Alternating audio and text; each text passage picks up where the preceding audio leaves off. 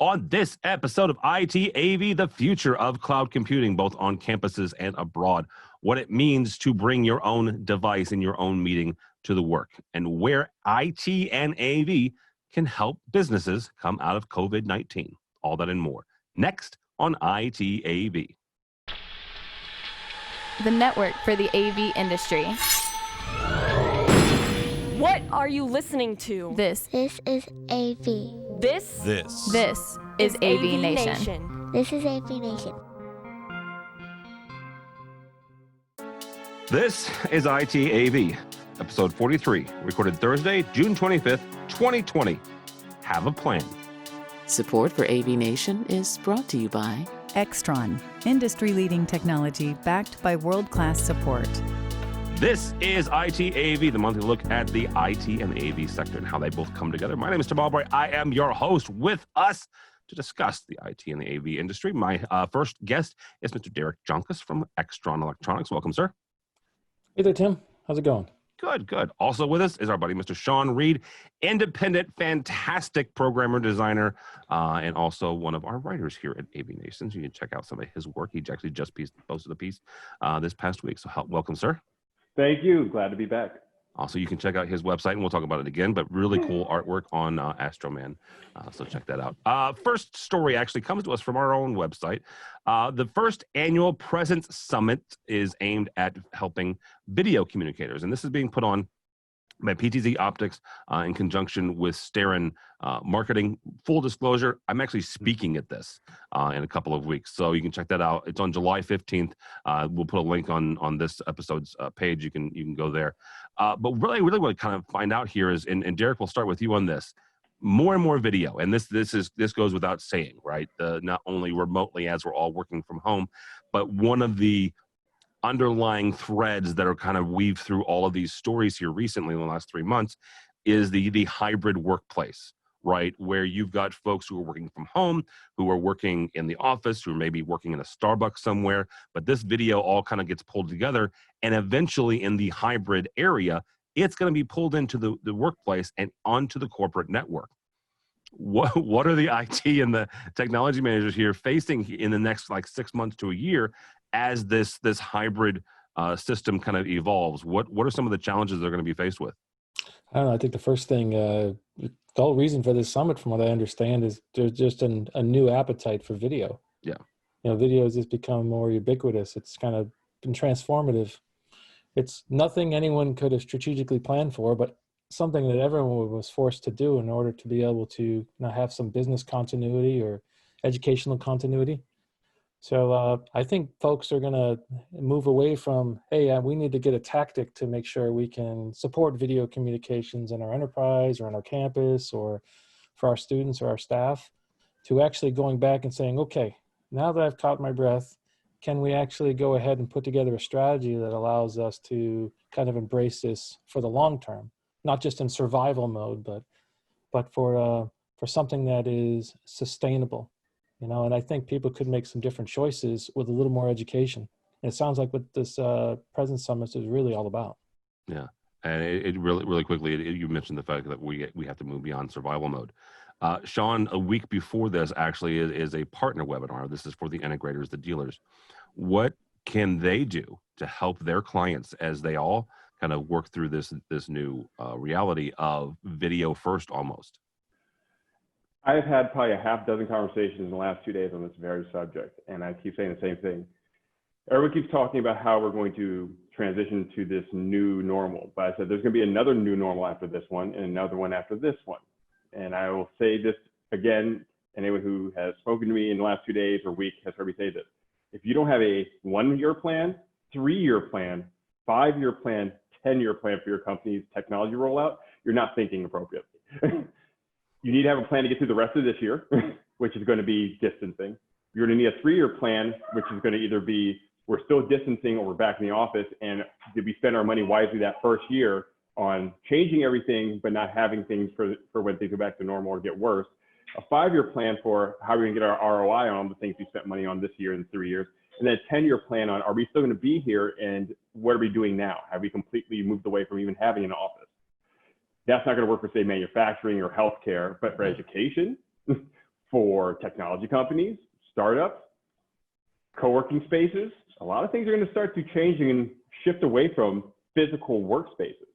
So that 1, 3, 5, 10 is what I'm pitching to a lot of my consultancy clients, saying, hey, this is how you, instead of thinking 1 month, 2 months, 3 months, 1 year, you need to be thinking much farther out because things are going to change.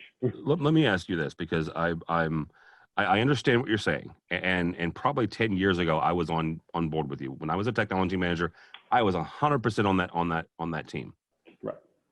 The more that I read and the more that this industry evolves, and not just this industry, the IT industry, the technology industry, and maybe it's just I'm getting older, and I'm okay with that. But good God, 10 years is a long time. I mean, the iPhone is 11, 12 years old. Yeah, it's in puberty. Okay. So could you have imagined where we would have been 10 years ago in enough, with enough confidence and enough clarity to forecast 10 years from now?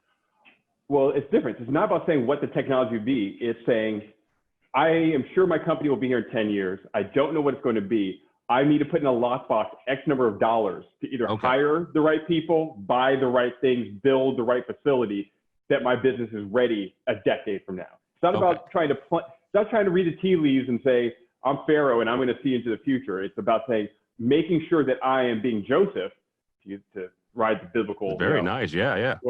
That I'm looking far enough down the line, like, hey, let's put all the grain over here for when the famine comes, and that we're carrying what we need so that everyone's not starving. Because I can name, without naming names, 4 clients, 4 of my big clients, who have been in business longer than Astro Man, which I've been out a little over a year. They are no longer in existence. Yeah. In 3 months. Plain and simple. Plain and simple.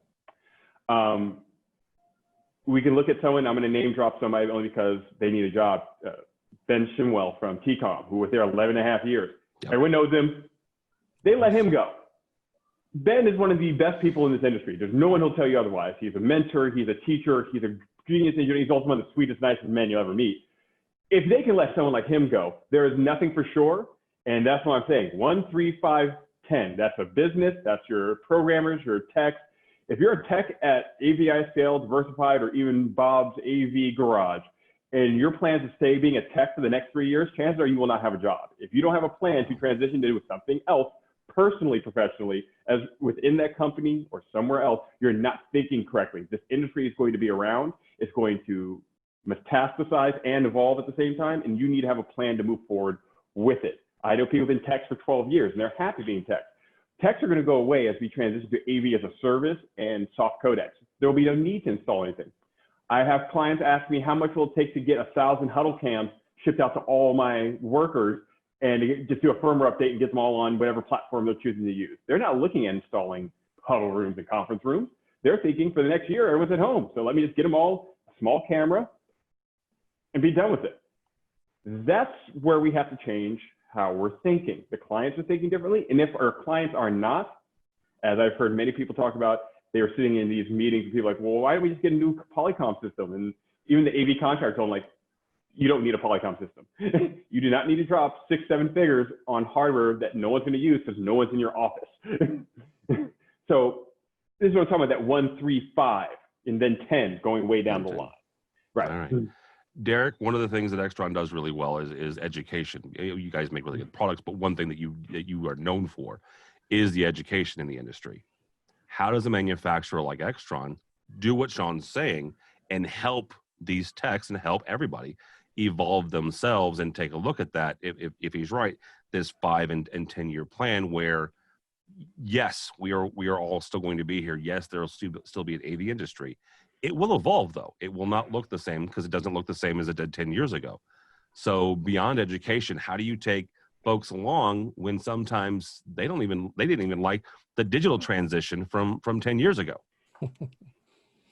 I know you have them put away all those BNC extractor tools we all have hanging around in a drawer somewhere in our old toolbox that we used to. I still have a crimper, just for the record.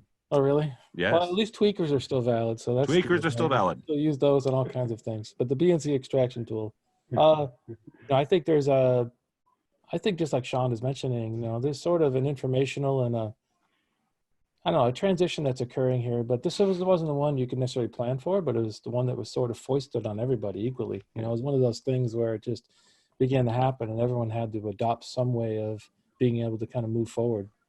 I think there's sort of a fit, maybe a match between what you were saying, for example, and maybe what our culture at Extron is, which is we tend to take the long view on a lot of things, and that's something that's culturally kind of a premise that our owner Andrew Edwards really has instilled in a lot of us, in particular when it comes to thinking about education. And we're want to make sure that folks are aware of the technologies that are out there. If we don't have the product, we don't have the product. But our intention is to try to, when we do have the product, try to make the best product that it can be. And going back to your direct question, helping individuals in industry, I think, is it's our duty to do that in our industry. I mean, there's, whether you're competitors or colleagues or whatnot, there's a lot of things to learn. And so when you started out in AV, you probably started, one way or another because someone got you into it, you had a passion for it. So you think about all the skills you need to have, right? You need a little bit about construction, electrical, project management. Oh, there's the AV thing too. And all of a sudden you need to be an IT expert. Yep. Oh, you need to understand all the as a service things you could ever imagine. And so those are all different transitions, but the best way we can help is through that education, teaching people about technology, teaching about what they can look for, and realizing that I believe maybe more than ever, our industry is going to have a number of different solutions. It's like a big layer cake. It's not going to be like a pie. A pie was like, oh, well, you just divide it up. But I think, it's kind of like a pie with layers or something. I don't know. I like that analogy. Yeah. Now I'm hungry, but thanks. Now I'm hungry. Sean, are you hungry? I'm hungry. I ate breakfast. I'm on my first cup of coffee. Too, but when I move on to the second, we can talk. So as we wrap up here really quickly, the last thing I will say about this summit, the college radio DJ in me is also really excited about one thing. When I was in college radio in the 90s, there was an artist by the name of G Love and the Special Sauce that we played the crud out of. Garrett Dutton, who is G Love of G Love and the Special Sauce, actually is going to play an interactive performance during this President's Summit. I saw that. And I'm going to be 20-year-old kid again. So just for the record, that's going to be cool too. Thanks so much for watching this first segment of ITAV. To check out the rest of the episode for free, click on the link below or go by the website, avnation.tv. That's avnation.tv.